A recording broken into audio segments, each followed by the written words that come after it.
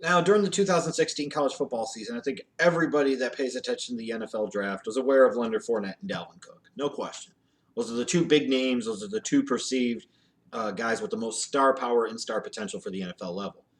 Then we heard about Christian McCaffrey, and there's lots of positive opinions about him and his potential impactability at the NFL level. Those are really the three big names in terms of the running back group. It was Fournette, Cook, McCaffrey in some particular shape, order, configuration. But we know this was a deep draft class for the running back position. And as the year went along, other guys started to step up. Other guys started to impress. And one guy that really started to impress me more and more as the season went along, especially as he started to get more and more opportunities, was Alvin Kamara from Tennessee. And while you didn't get the most in terms of overall workload or resume, a lot of what you saw, I thought, on the field, he had to really, really like. Now, this is a kid that was a highly recruited player, ended up signing initially with Alabama.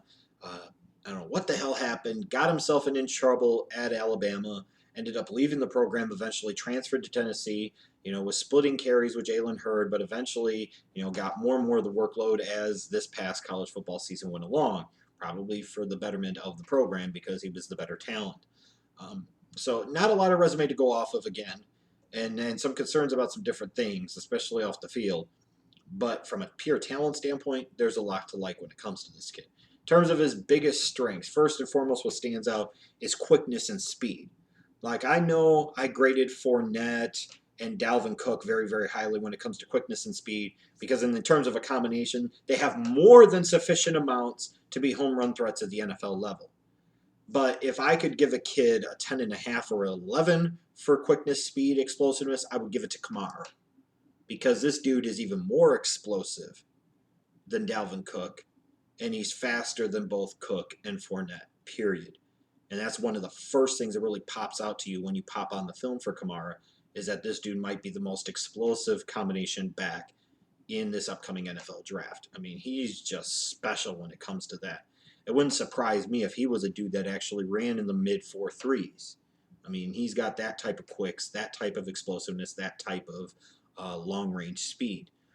With that said, just also great at making defenders miss in the open field, but even more so when I talk about Dalvin Cook and his scouting report and his ability to be able to break tackles by running through them and being tough to tackle and fighting through yards after initial contact, I think Kamara might be even a little bit better at that. And if you need any further evidence of that, just go pop on the Vanderbilt film from 2016. Watch the Vanderbilt game. I mean, he was a fucking heat-seeking missile. I think there was one play. Yeah, I think it was the one play he broke 6 tackles, another one he broke 4. Both touchdowns, by the way. Just incredible. All for a dude that's what, like 5'10", 5'10 and a half, 215 pounds. He's got decent bulk on his frame. Um, but man, he runs like a 240 pounder when he wants to.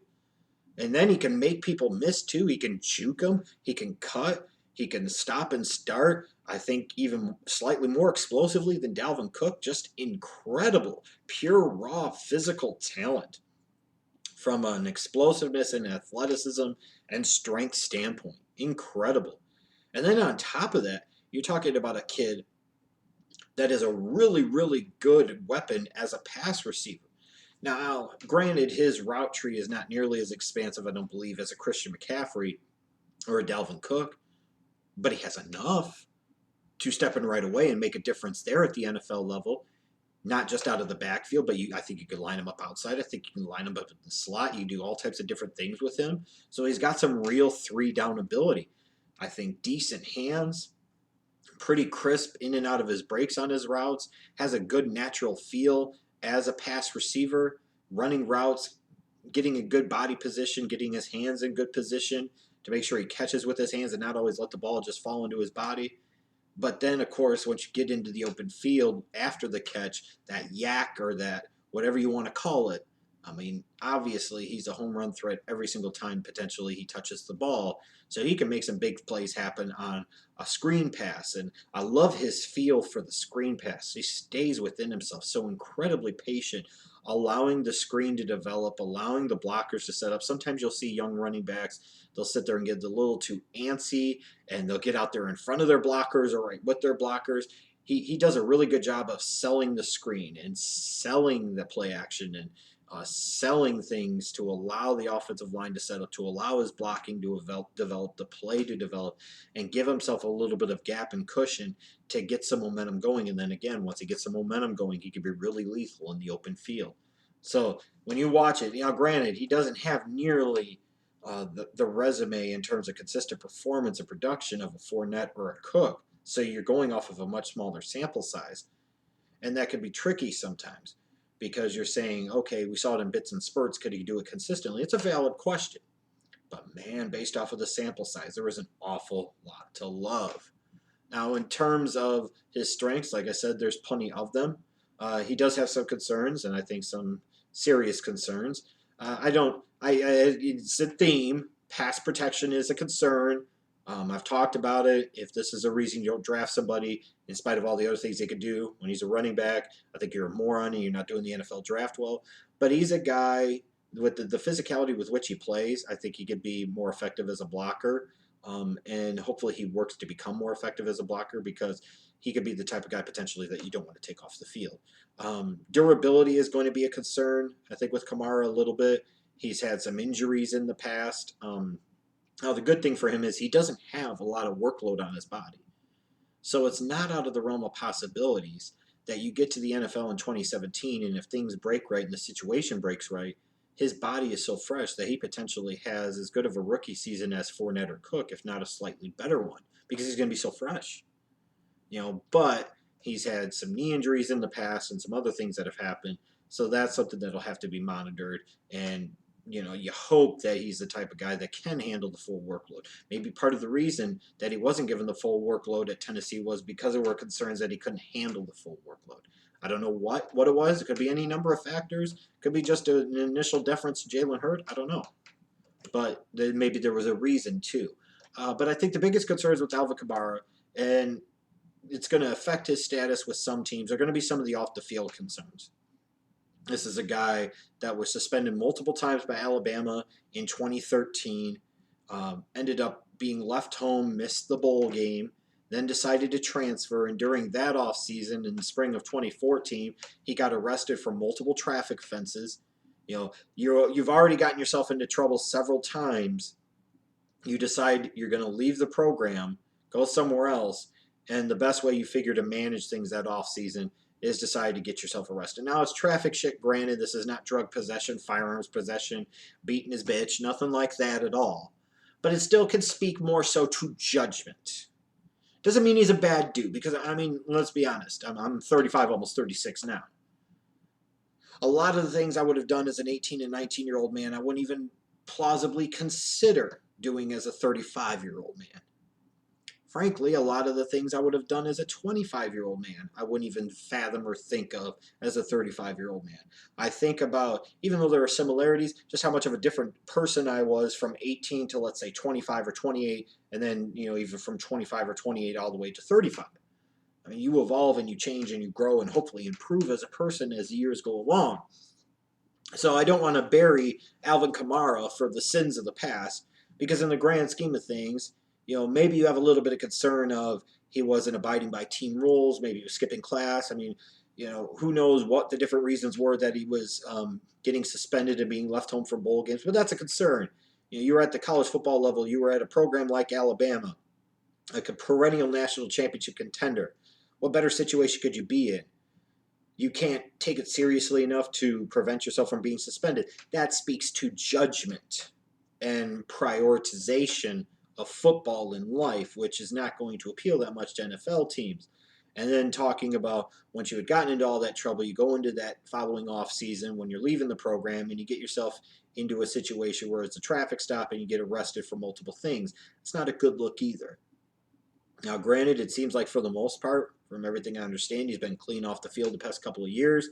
So I don't think it should be the be-all, end-all that floors his stock, but it probably has a little bit of an impact on it. I just don't know that it should have too much of an impact on it because I don't know how serious those concerns will be. If you were starting to hear rumors about the potential for multiple failed drug tests or he had some violent arrest in his past, then, all bets are off there. It's an entirely different level of concern. But it will be a concern nonetheless. In terms of that, though, I mean, let's not slaughter the dude for that, for the sins of youth. I'm just saying. In terms of an NFL comparison for him, I look at a slightly more physical Jamal Charles.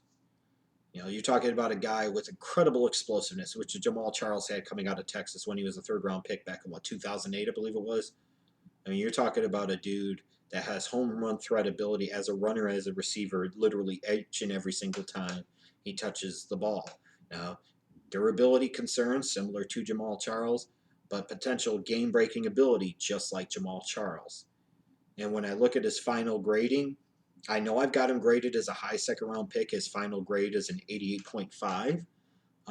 But that does not indicate that I would blast a team for taking him in the back half of round 1, because I could definitely justify that, especially if the situational fit was right. I think this guy is potentially a special athletic talent, and if put in the right situation and coached up well, and if he decides he wants to be a professional and he wants to take it seriously, the sky is the limit for what this dude could potentially do. If Kamara doesn't end up making a couple of Pro Bowls in his career, then it's either shame on the coaching staff or shame on him or bad luck due to injuries. That should be the only thing that holds him back from doing that, because this dude could be a force. He could be an absolute beast. In terms of his best fits, in my opinion, for the NFL level, you look at the Kansas City Chiefs late in round 1, wanting to get another explosive offensive weapon. You finally got one in Tyreek Hill. You've also got Travis Kelce there. You still got Jeremy Maclin there. But they could use an explosive force out of the backfield. It's something they really missed in 2016. Not to say Spencer Ware and Charkandrick West didn't do an adequate job, but they weren't Jamal Charles. And Jamal Charles is basically done at this point. So why not find a guy that could step right in and be a Jamal Charles type out of the backfield? That's what Kamara could potentially be. I look at Cleveland with their first overall pick in the second round. Kamara right there has 3-down ability, would be an upgrade over both Duke Johnson and Isaiah Crowell. I mean, because you could just combine the two of them, and Kamara's just better. Jacksonville, round 2, if they don't take a running back at number 4, this will be a great spot for them to potentially consider taking a dude like Kamara. The Jets in round 2, if they pass on a Fournette or Cook in round number 1, here's a chance to get some youth and athleticism and explosiveness that they sorely need on the offensive side of the ball. Even Carolina in round 2. At this point in time, if he's there, if that second-round pick, he'd clearly be one of the best players on the board. You'd have to consider taking him if you're Carolina, especially if he went elsewhere with your first-round pick, because running back is a need, and here the value would be really, really good. At the end of the day, while the talk is about the Fournettes and the Cooks and the McCaffreys of the world, from an athletic standpoint and a potential possibility standpoint, Kamara's upside might be as high as any single running back in the 2017 NFL Draft.